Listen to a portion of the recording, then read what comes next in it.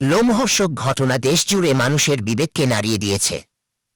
আয়েশা স্থানীয় একটি বিদ্যালয়ের ক্লাস 5-এর শিক্ষার্থী। তার মা দীর্ঘদিন ধরে প্রবাসে থাকেন।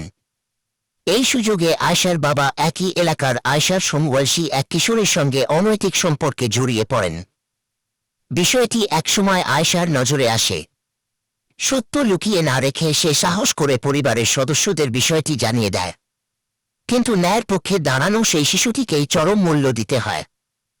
অভিযোগ অনুযায়ী ঘটনা জানাজানি হওয়ার পর আয়েশার বাবা ক্ষিপ্ত হয়ে ওঠেন।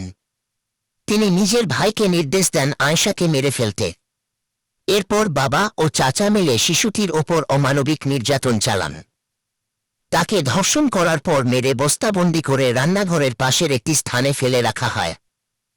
নিষ্পাপ একটি শিশুর সঙ্গে এমন পাশবিক আচরণ কেবল একটি অপরাধ নয়, এটি পুরো সমাজের জন্য এক ভয়ঙ্কর সতর্কবার্তা। যে বাবা সন্তানের রক্ষক হওয়ার কথা, সেই বাবাই যদি এমন নৃশংস হয়ে ওঠে, তবে শিশুর নিরাপত্তা কোথায়?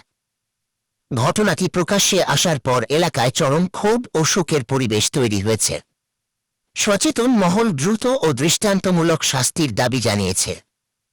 এই আয়েশা শুধু একজন নয়, সে আমাদের সমাজের প্রতিটি অবহেলিত, ভয় পাওয়া শিশুর প্রতিচ্ছবি।